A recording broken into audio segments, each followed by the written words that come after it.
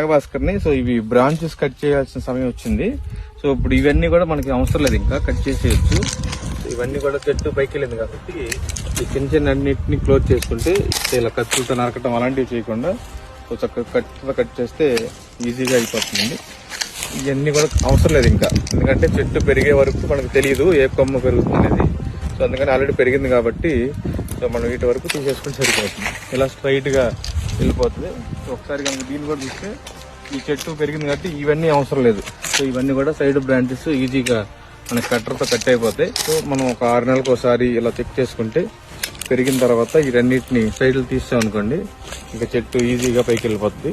So ఇది తీసుకునే ఆహారం కూడా మనం చెట్టుకి ఇవ్వచ్చు.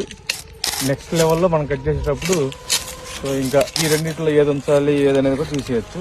ఇలా ఈ చెట్టు చూడండి.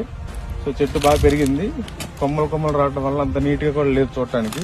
సో సింపుల్గా మనం ఏం చేయొచ్చు అంటే ఇలా ఇదొక కొమ్మ ఇదొక కొమ్మ రెండింటిని తీసేస్తే చక్కగా చెట్టు కూడా బాగా కనబడుతుంది.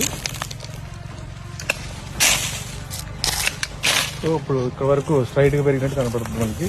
సో ఇవన్నిటిని కూడా మనం అవసరం లేదు, ఇటు కట్ చేసేయచ్చు బ్రాంచ్ని. ఇంకా నెక్స్ట్ ఇక్కడ నుంచి చెట్టు పెరిగినాక వీటిని కూడా మనం తీస్తే సరిపోతుంది. సో ఈ విధంగా ఎప్పటికప్పుడే బ్రాంచెస్ చెక్ చేసుకుంటే బాగుంటుంది. Thank you.